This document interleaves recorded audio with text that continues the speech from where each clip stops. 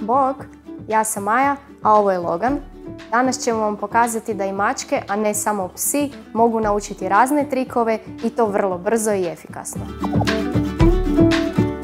Mačke su izuzetno znatiželjne i iznimno inteligentne životinje. Iako im učenje trikova možda neće ići lako kao psima, uz raznovrsne nagrade i zadatke sigurno će savladati velik broj trikova i uživati u procesu učenja. Neki od trikova koje možete naučiti vašu macu su dođi, sjedi, lezi, daj 5, daj 10, prosi, vrti se. Tu ne morate stati, slobodno dajte mašti na volju. Na početku procesa učenja mački je važno osigurati rutinu.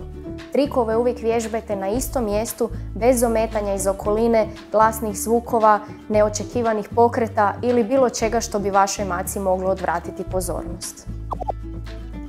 Iako se mogu trenirati mačke svih uzrasta, kod mačića će trening ići nešto sporije zbog podražaja iz okoline koji će im ometati koncentraciju. Nakon godine dana starosti, mace postaju puno fokusiranije i trening postaje lakši. Kako bi motivacija vaše mace bila što veća, za nagradu koristite fine poslastice. Još veću motivaciju možete dobiti tako da za svaki trening koristite neku drugu poslasticu. A ako vaša maca jako voli svoju hranu, možete i nju koristiti kao nagradu. Tako će svoje jelo dobiti kroz trening umjesto uz zdjelicu. Trening si možete pojednostaviti upotrebom klikera. On će mački svaki put na jednaki način označiti kada je nešto dobro napravila.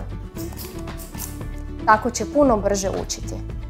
Kada vaša maca savlada neku radnju, onda ju imenujete određenom riječi, povežete riječ sa pokretom i nakon toga možete od nje zatražiti da napravi određeni pokret samo izgovaranjem te riječi.